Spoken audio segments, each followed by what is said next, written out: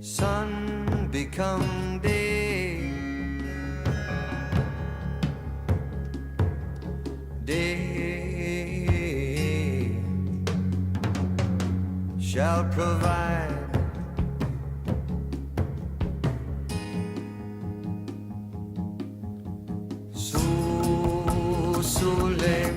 Okay, here we go, section 1.1 and 1.2. We're going to learn about the tangent problem, and we're going to learn about the limit of a function.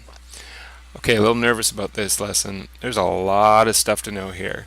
It's pretty darn important. It's going to set the stage, I suppose, for pretty well the whole course, really. This tangent problem, you're going to be so sick of this by the end of the year, but man, is it ever important. So, without further ado, let's get started. First of all, let's explain the difference between calculus and algebra, one of the main differences in a nutshell. So let's say, for example, that you were looking at how far a car moved. So we got distance and we got time, and we're looking how far a car moves. Whoa. And let's say that at time 0, it hasn't gone anywhere. It's, at home or whatever. And then after one, I don't know, hour, I suppose, we're doing hours here, and we're going to be doing kilometers here. Let's say that after 1 hour, it's gone 25 kilometers. Maybe this is a bike, actually. It's not very fast for a car. And after 2 hours, it's gone 50. And after 3 hours, now you could fill this in already, right? This is 75. How come you could fill that in even before I wrote 75? Because you see it goes 25, up another 25 to 50, up another 25 to 75. This is very useful when you're doing algebraic sort of questions, because you have this constant increase. But let me ask you this. If you're really going out in your car and driving your car around, is that realistic? No. It's not realistic that you start at time 0 and you're always going at the same speed all the time. So more on that in a second. So let's graph this. If we put time down here, because we usually put time on the x-axis, we'd have 0, 1, 2, 3, and then we'd have 25, 50, and 75 for your distance like that. And if I graph it, I'll have 0, 0, 125, 250, 375. It's beautiful. Why is it beautiful? Because you get a straight line, even though mine doesn't look straight when I draw it. And then what we probably would be interested in, is what's the slope of that line.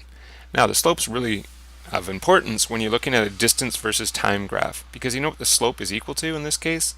Slope is equal to speed. So if you want to know the speed of this, you would just need to find the slope. How would you find the slope?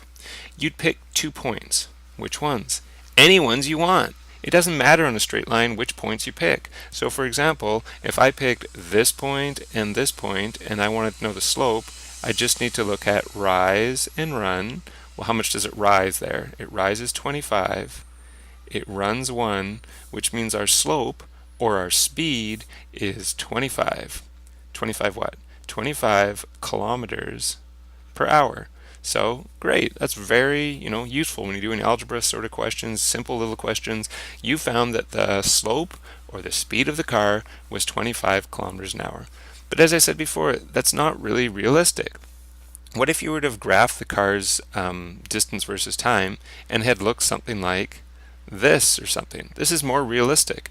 The car is going fast, it's slowing down, maybe it even comes to a stop, it speeds up again, and let's say I wanted to know at a certain point what the slope was.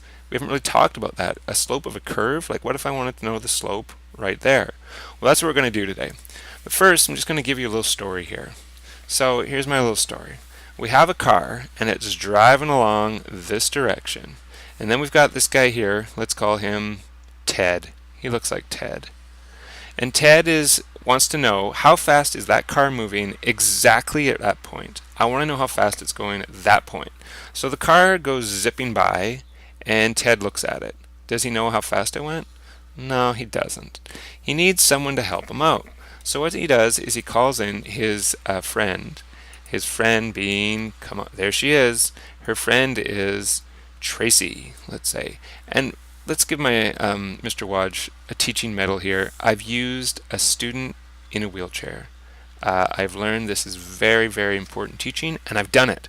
So he calls in Tracy, and Tracy wheels over, and Ted says, I want to know how fast the car is going here. I have an idea, Tracy.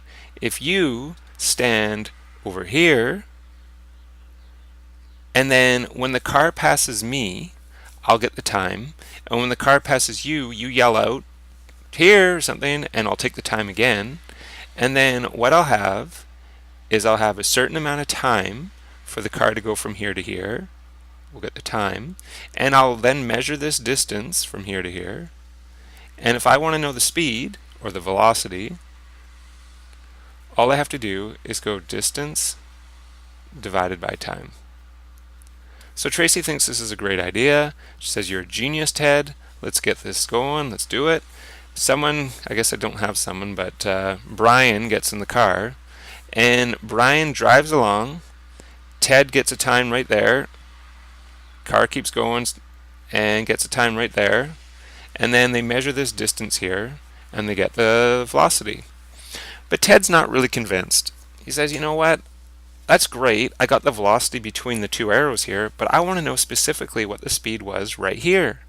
What can I do? And I know you're saying, well, tell Brian to look at his odometer or whatever. No. Brian's odometer is broken. He can't read it. So what are we going to do? Well, Tracy has this great idea. She says, what if I get a little bit closer to you, Ted? Then I think it'll be more accurate. So Brian gets in the car, drives across again, and they get a slightly different answer. It's close to what it was before, but it's a little bit different. Ted says, I want it even more accurate. Tracy says, let me get a little bit closer to you. So she keeps moving forward. And I hope it makes sense to you that the closer and closer that those two get together, the closer you're going to get to having the true velocity, the instantaneous velocity when the car went zipping by Ted right there. Right? That's what we're looking for. We want to get what's the speed, the velocity right there.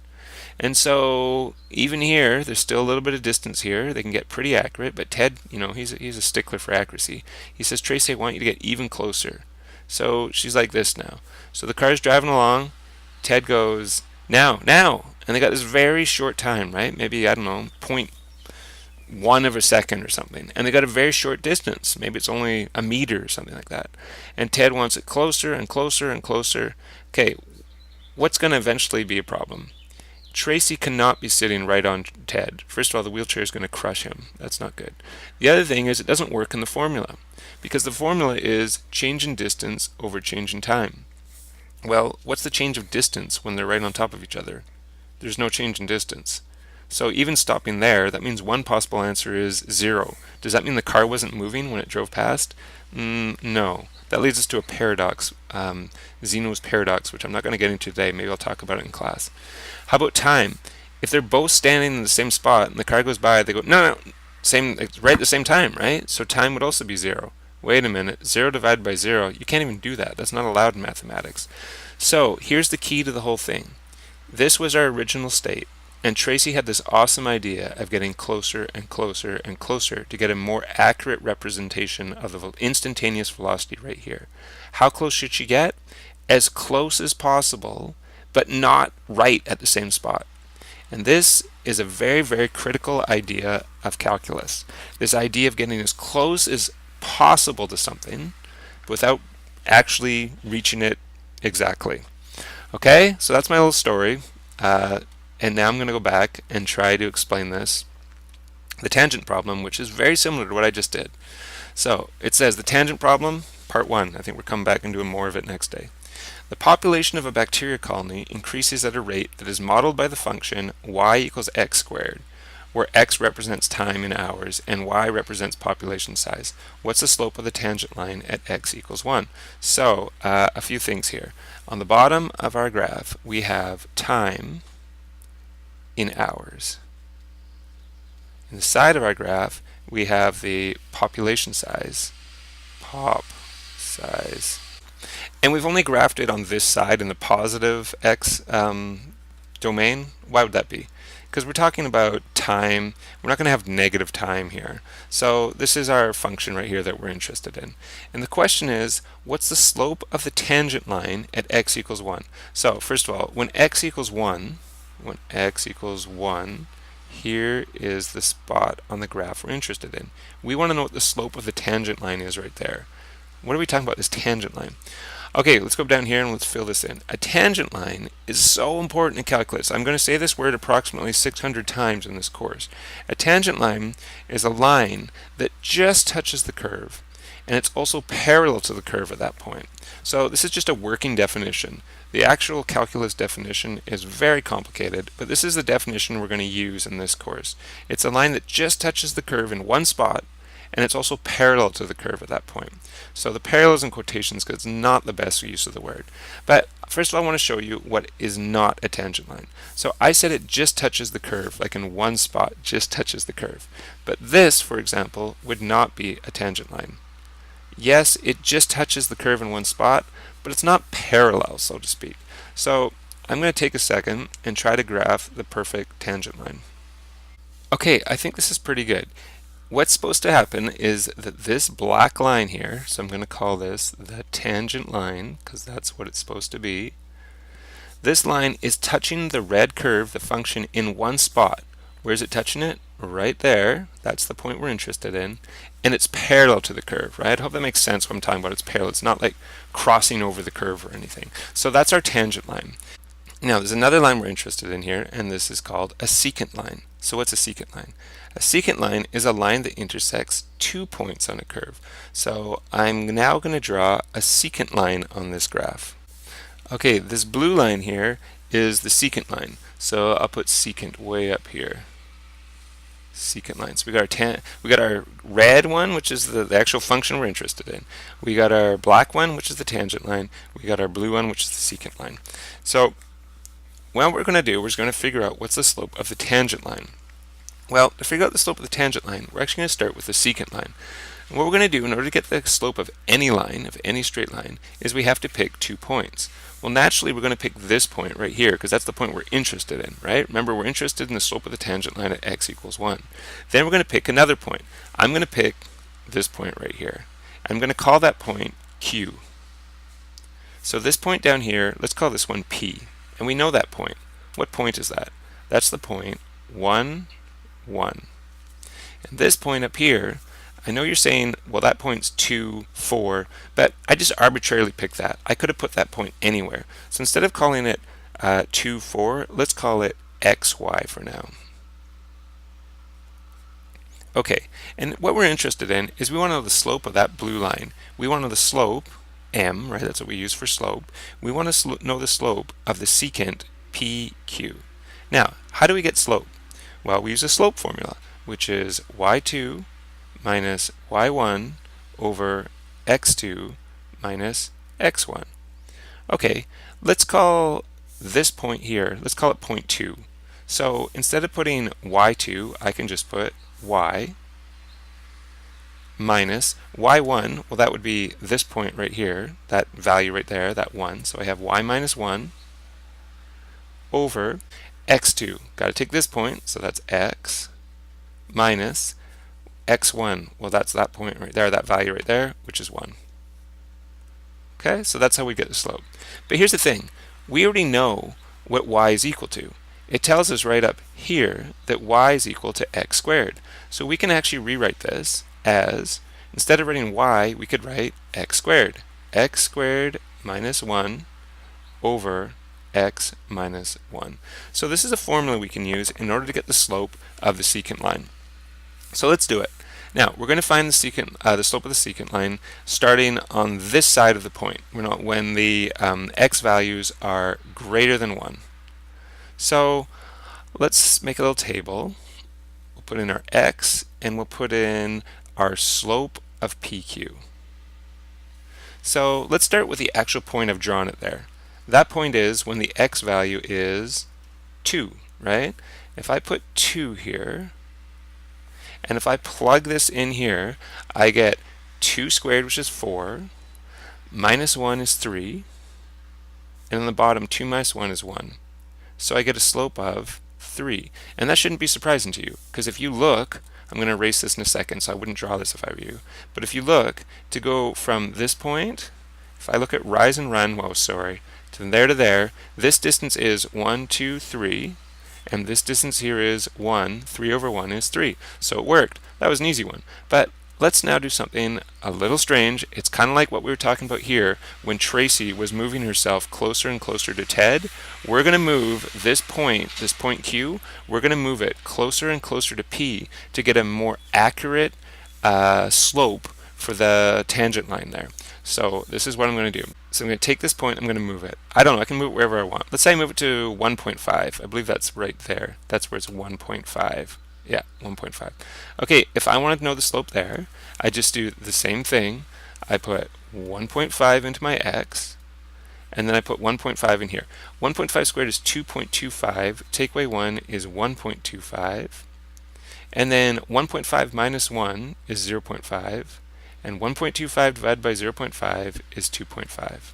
Okay, so the numbers changed a little bit. It's still ballpark the same, but it's definitely a little bit different. So just like Tracy and Ted, we decide I want to know even more accurate what the slope is. So I'm going to move this again. And maybe this time I move it to like 1.1 or something like that. So that'd be, we're getting really close. I think it'd be somewhere like that. And I want to know what the slope is at this time.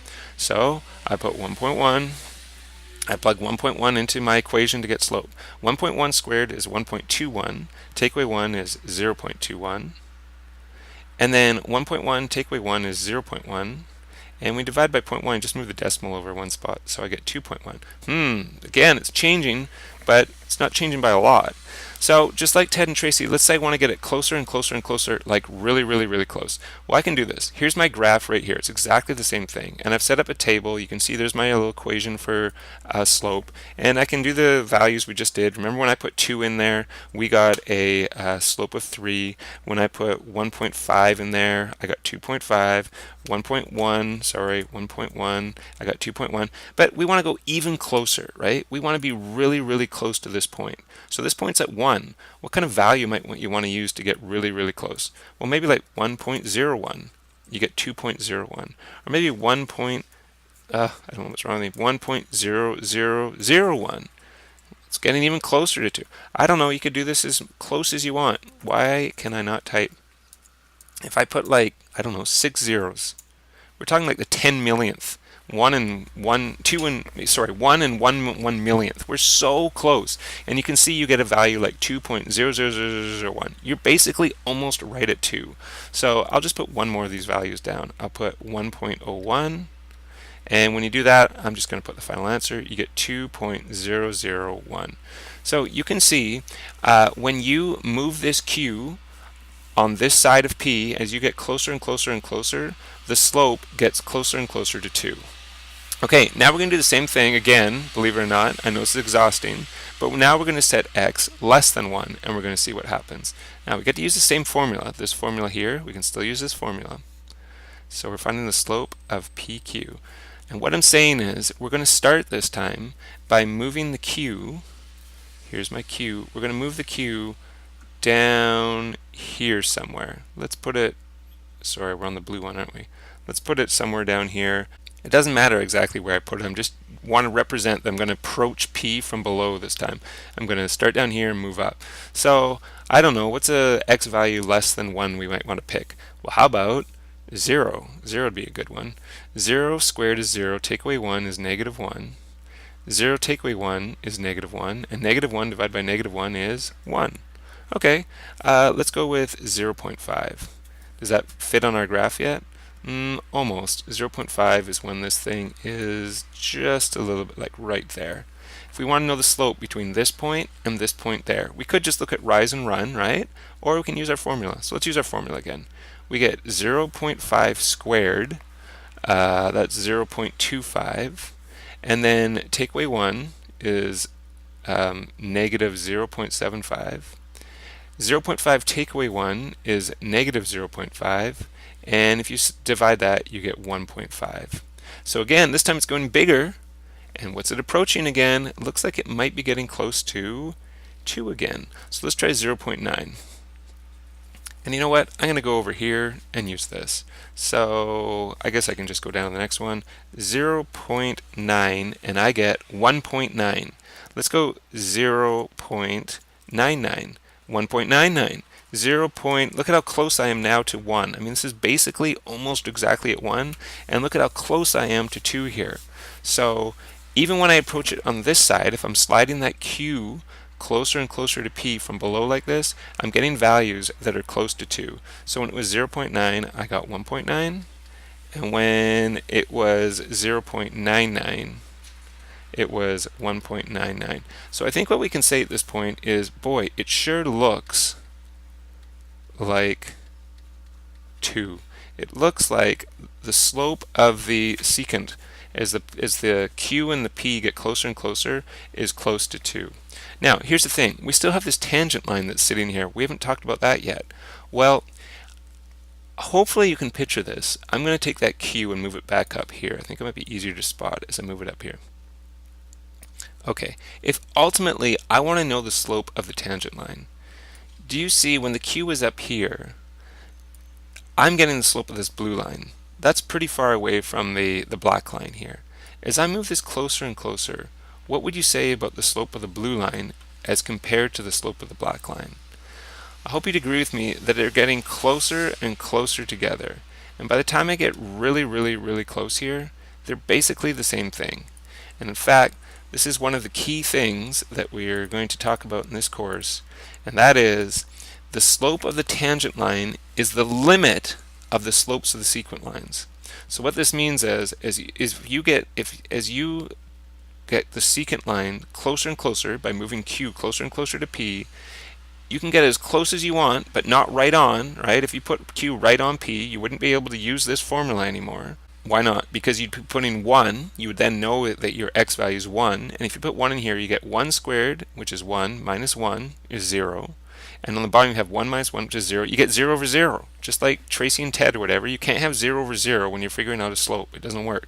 So you get as close to the P as you want without actually getting there, and the slope of the tangent line will approximate, but even that's not really a good word, it will be the slope of the tangent line. Okay? The closer you get, the closer you'll get to the slope of the tangent line. So we've found that the slope of the tangent line is 2. And that's a useful thing to know at this point. Remember, what we're talking about is the population of bacteria. And what we found right here is that the instantaneous rate of change, don't worry, we'll talk about this more later, but the instantaneous rate of change is 2. So at this point right here, at time 1 second, the population of the bacteria is doubling. Okay, so we have found the slope at that point right there. The slope is 2, right? Slope equals 2. What we want to do now is we want to get the equation of the tangent line when x equals 1.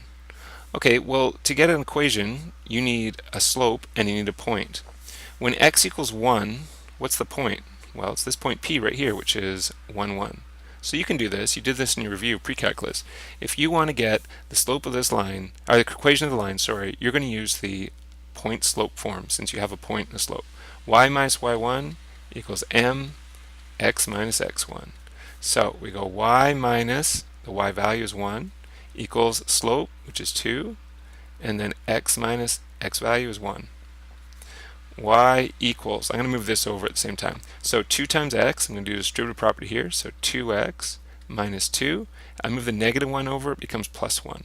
So I get y equals 2x take away 1. So this is a good answer, but remember in your workbook they almost always do everything in general form. So we want to get equal to 0. You want to move everything to the left or to the right?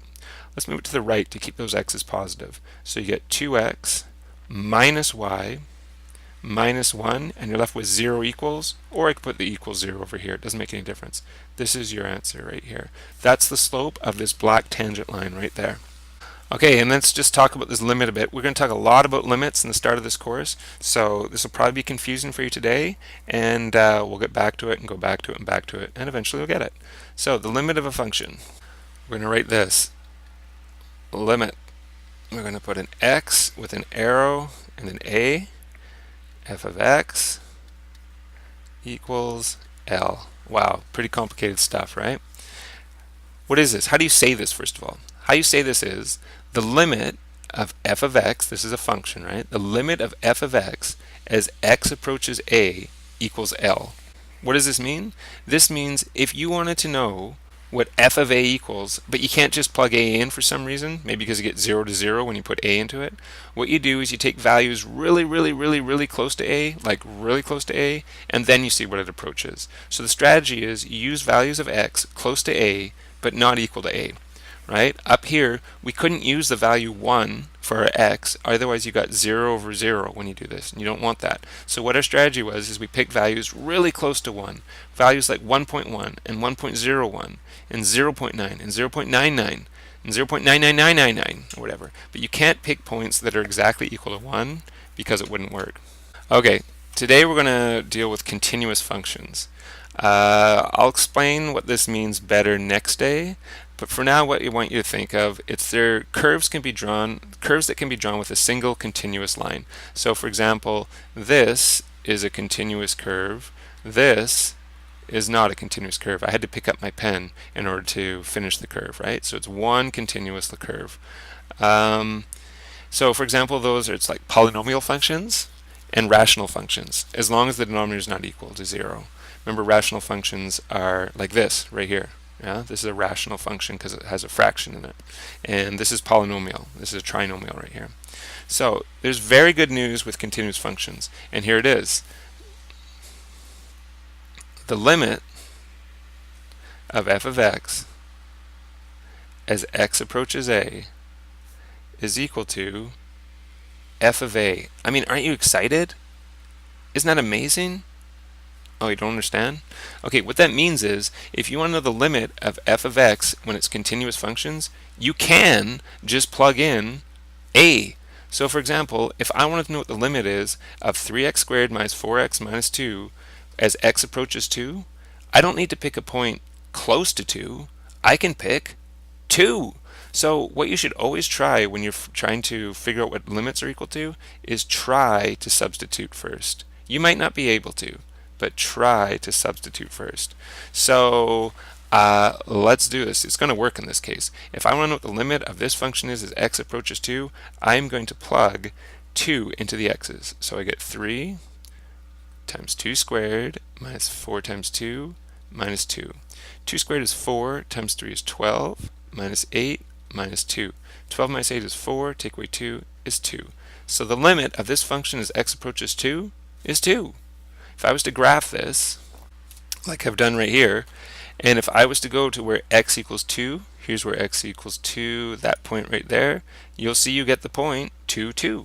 The value of y is 2 as x approaches 2. Okay, so that's great when you can just substitute.